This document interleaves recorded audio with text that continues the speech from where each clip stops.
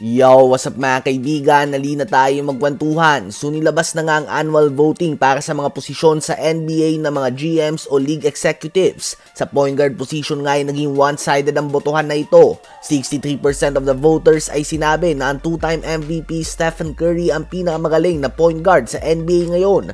27% naman ay si Luka Doncic ng Dallas Mavericks ang kinikilala na best point guard. 7% naman napunta kay Shai Gilgeous-Alexander ng OKC Thunder at 3% si Damian Lillard ng Milwaukee Bucks. To be honest, di ko nga alam kung bakit si SGA ay nasa listahan na ito. Maliwanag nga na si Josh Giddey ang point guard ng OKC Thunder. Si Steph nga ay nakatanggap ng 72% last year. Konting pagbabago nga ito, ngunit posibleng next year ay mawala na siya sa listahan na ito dahil si Chris Paul na nga ang starting point guard ng Warriors at lilipat naman si Stephen Curry sa shooting guard position. At speaking of shooting guards naman ay nakatanggap nga si Devin Booker ng 63% of the total votes mula sa mga executives bilang ang best shooting guard sa NBA. Pumangalawa pa din si Stephen Curry with 10%. Tabla naman sa pangatlong pwesto si Luka Doncic, Anthony Edwards at Shai Gilgeous-Alexander with 7% of the total votes. At nakatanggap din ng mga boto sila Jason Tatum at Jimmy Butler. Last year nga ay nanguna din si Devin Booker with 45%. Ngunit ngayon nga ay more than 60% na nga ng mga GM ang naniniwala na si Booker na ang best shooting guard sa NBA.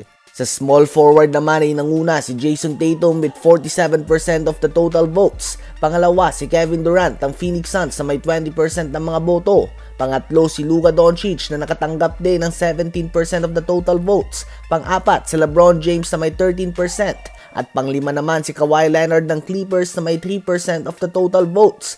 Naunahan na nga ni Jason Tatum si Kevin Durant. Last year ay nanguna si KD with 45%. Sa power forward position naman ay nako talagang one-sided nga ito mga kaibigan. Ang two-time MVP Giannis Antetokounmpo ay nakatanggap ng 97% of the total votes bilang ang best power forward sa NBA ngayon. The other 3% ay sinabi na si Kevin Durant ang best power forward. Hindi nga nakatanggap ng kahit isang boto si Anthony Davis ng Lakers. Ibig sabihin nga ay kahit si Rob Pelinka ay hindi siya binoto dito. Ganun pa man ay nakatanggap nga siya ng konting boto sa center position. Pinagatian nga nila ni Joel Embiid ang 7% ng votes dahil 93% ang binoto si Nikola Jokic bilang ang best center sa NBA ngayon. Grabe nga ito mga kaibigan, the fact na si Joel Embiid ang regular season MVP ngunit 3.5% lang ng GMs ang naniniwala na siya ang best player sa kanyang posisyon, nagpapakita lang nga ito na hindi porket ikaw ang regular season MVP ay ikaw na ang best player sa buong NBA.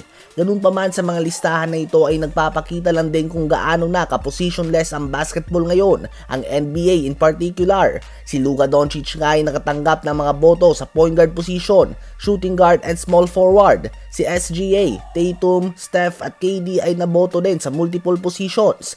Ang best point guard ngayon na si Stephen Curry ay maglalaro ng shooting guard position dahil sa pagdating ni Chris Paul, habang ang best shooting guard naman na si Devin Booker ang magiging point guard ng Phoenix Suns dahil sa pagdating ni Bradley Beal. Ano ba ang masasabi nyo tungkol dito?